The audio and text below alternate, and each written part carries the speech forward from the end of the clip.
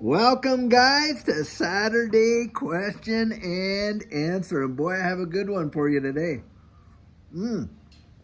Now, actually, I saw this a few times in the comments over the last week, and this one has to do with custody. And a lot of people are asking, hey, should we be custodying our assets on a hardware wallet? Should we be using, like your brokers, Caleb and Brown?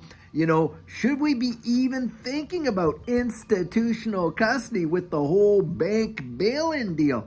And guys, these are all fantastic questions because I'll tell you what, custody has got to be one of the absolute most paramount issues for all of us digital asset holders in this space, because we know if it's not your keys, it's not your crypto. That is an absolute fact. Now, having said that, there's a lot of folks out there that literally have a lot of their assets sitting here on a lot of these exchanges. And guys, I do not recommend that, primarily because, of course, we don't see what's going on behind the closed doors, do we? Nobody would have estimated that what was going to happen with FTX would go down the way that it did. And look at all the people that got hurt by that. So that's number one. And number two, how many times have we heard of exchanges getting hacked and hundreds of millions of dollars of worth of crypto gets literally scoffed off of those platforms? Well, guys, for me, I use an exchange when an exchange is for buying and selling. I don't use it like a bank account to hold my assets on there. And something else to consider about that is this. When you're dealing, sorry about that. When you're dealing with an exchange, you have to remember that a lot of times those exchanges don't have the ability to satisfy everybody's withdrawal request all at the same time. So for instance, you see that number up there that says, hey, okay, you hold this much in this asset or whatever. Excuse me. You're holding this asset or whatever at this much. But guys, think about it this way. If a bunch of people all decide to take all their XRP out at the same time, most exchanges could not satisfy that demand, because look, it's just kind of an IOU. You read the fine print, by the way, when it comes to exchanges, and basically, so long as they're holding it, they have jurisdiction over it. Don't kid yourself. That's why when you use an exchange, you want to get it off of there as soon as they will allow you. Now, sometimes there's holds like Uphold. Uphold has, I think, a 30 or 60-day hold, something like that when you first purchase it. But after that hold is done, then you can remove it, put it on your own hardware wallet. Now, having said that, there are a bunch of different options for hardware wallets. Like there's EpiPal out there, of course, Decent, Ledger, Trezor, and all that kind of stuff. Now, a lot of people are kind of shying away from, Ledger because of the whole sharding of the seed phrase, where you could give them access to do that, and they can go in there and, utilize this whole sharding so that they can, if you lost your seed phrase, you could get it and da-da-da-da-da. Guys, I would never recommend you doing that. That's just my take. I don't like the whole idea of any kind of backdoors to my hardware wallet whatsoever. And you want to go out there and find out which ones work for you. Remember, when you're dealing with the hardware wallet, what you really want is something that, number one, is going to be ironclad security, but number two, ease of use. And that all comes down to preference, doesn't it? I mean, Decent, it's a biometric wallet, but the screen is very, very small. You're having to, work with it through your phone and da-da-da-da-da. And a lot of people don't mind doing that. Now, of course, Trezor, is like a touchscreen type of deal. And yeah, you work through your computer and that, but it seems to be pretty good. And then, of course, Ledger and the Nano X series, the screen is very easy to use and stuff like that. But like I say, that all comes down to preference, and you can go out there. There's 101 different videos that will talk about all these various wallets, and I haven't even mentioned all of them. There's such a heap of them. But a hardware wallet is something that you definitely, I think, would want to invest in. At least that's my estimation. Now, coming to a broker. Now, when we deal with a broker, the one that I've been using since 2020, by the way, is Caleb and Brown. And guys, the reason I like dealing with Caleb and Brown, these guys have built up a solid reputation in this space big time with a lot of big time, users and influencers and things like that have utilized the services of Caleb Brown. I myself have been with them, like I say, since 2020. And the thing is this, you can open up an account with Caleb and Brown in a lot of jurisdictions around the world, and you just go online and see which ones you can.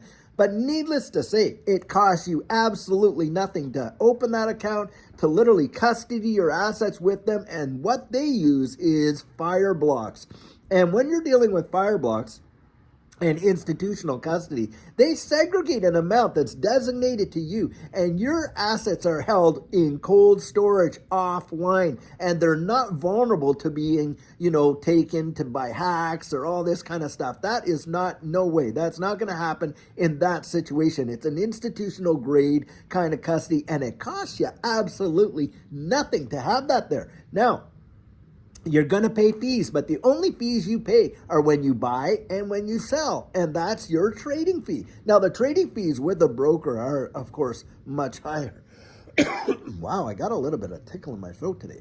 Anyway, trading fees with a broker are much higher. Well, not much higher. They are higher. Like, for instance, if you use the link, I do have a link, full transparency, underneath each video, that if you want to use it, it's a referral link, and just in full transparency, you use that link to sign up with Caleb Brown. They do pay us like a referral fee, but it's the same referral fee that they would pay you if you referred it to a friend, so it's nothing over the top or anything like that. But needless to say, they will give you a discount on the fees at 3.5%. Now, the thing I like about it is last, bull run, when Judy and I were in this space, every time these markets really heated up and that type of thing, buying or selling, by the way, the basic exchanges would go down. Now, not anything nefarious going on with the exchanges. What was happening there is that the traffic on those websites would go so high that it would literally cause the servers to crash. And of course, you couldn't get on to do your buying or selling because the congestion was just ridiculous. Well, that's where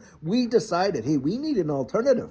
And I was out there, I heard about Caleb and Brown, I looked into it, and I signed up way back in 2020. And as an off-ramp, wow, I'll tell you what, you literally just have to give them your banking info. They sell your crypto, and they wire you the funds, and bang, right there in your bank account. That's for sure. Now, having said that, if you see a big time move and you're going to put in like maybe 6 figures, hey, even 7 figures deposit from the gains that you're going to see in this space, and you actually are going to put those in the bank, I would recommend going into your bank and talking to them and letting them know that, hey, this is what I've been doing. I invested it into this space. I've seen some tremendous gains. I'm liquidating positions, and you're going to see a big time deposit that does not normally happen. Now, why do I say that? Because banks, and this gets to the institutional custody with the whole bail-in kind of deal, banks are under law, required by law to track, certain deposits and withdrawals and anything over various amounts. And of course, in Canada, I think it's FinTrack, in the States, it's FinCEN, but they have them all over the world. And of course, you want to avoid having any major issues and delays and things like that where the bank freezes your account and they want to know what's going on, and on and on and on. Go in there and tell them.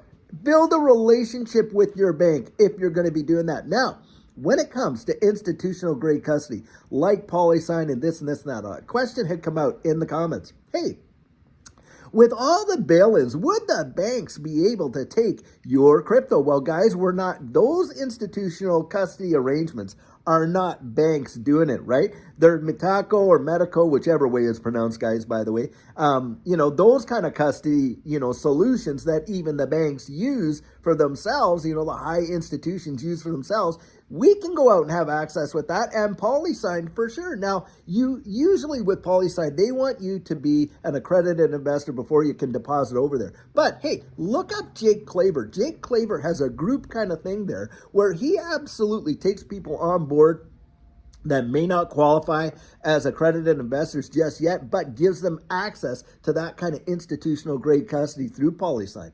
But guys, they're not susceptible to the whole legislation of bank bail-ins where they could seize your assets and give you a different, result out of it, like they did in Cyprus there or something like that. You have $10,000 on deposit, they have a bank bail-in. Well, lo and behold, your deposits are now only worth $4,000 and stuff like that. And by the way, for those who don't know, go read up on it. The next big bail-in is going, or bailout, bail-in, whatever you want to call it, banking collapse, is going to be a bail-in where depositors are going to be on the hook and they could reevaluate what you got on deposit in there. That's an absolute fact in Canada, in Australia, in the UK, in of course, the United States, all over. Get to know what that means. But that will not affect institutional grade custodians like Mitaco or Medico. I'm not sure which way to pronounce that. Now, some people say it's Mitaco, but if it is, it is. Anyway, that kind of, custody solution like PolySign and like Mitaco and stuff like that, guys, go out there and just research it. It will not affect those kind of things. And it's definitely not going to affect, Fireblocks or anything like that if you're using Caleb Brown. But custody, I'll tell you what, has to be absolutely one of the most paramount issues in this space. And another thing about that I want to share is this. Boy, I'll tell you what. A lot of people will come out and say, hey, what about, getting, dividends or, staking rewards, putting my crypto out there? Guys, if it is not a native proof of stake, crypto, digital asset, I do not do it. When they offer you, we'll give you 50% staking rewards on your XRP. Come on, guys. Don't get involved in those. Remember what happened with, Voyager, Celsius, and different ones like that with the lending platforms and all this and that, and staking crypto and all this and that. Those type of situations right now, we're not at that space. Now, down the road, will we get there? I do believe we will. I think down the road, when you see big time institutions and the regulatory clarity and the adoptions, yes, I do believe that there will be incentives for out there for folks like literally depositing their digital assets like XRP on various platforms that will pay, staking rewards or whatever you want to call it, interest, dividend, whatever. Leasing rates, whatever. That will come. But right now, a lot of these platforms that are offering that are too risky, and most of them have literally crashed and burned, and people have lost their entire portfolios doing that. So I don't do that just yet. You make up your own mind. Go research it. I'll tell you what. But for me, hey, I'm just looking at the value of my XRP alone is what keeps me excited, not the potential right now of getting, some mean little staking rewards on it, because I'll tell you what, the appreciation of that value is going to be huge, and they want you to put your XRP on deposit with them to get that staking rewards. And what happens when you do that, guys? Yep, you lost your keys, didn't you? They have it. It's like having it on an exchange, not your keys, not your crypto. So guys, I'll tell you what, I really hope that you got a lot out of that question and answer. Feel free, put your comments down there in the comments section and let me know what your experiences are and what your opinions are. I mean, you got all these different hardware wallets and the people are using all kinds of different ones. That's, personal grade, and you got that in there. You do have access to utilize services like Caleb and Brown, and a few of you out there, I'm sure, are already connected with PolySign or another institutional grade custodian. So really would like to hear that. But until tomorrow, when we're going to have our sugar on Sunday and some amazing nuggets of encouragement, I sure hope you're having a fabulous weekend with your friends and family. And until then, guys, have a great one and take care.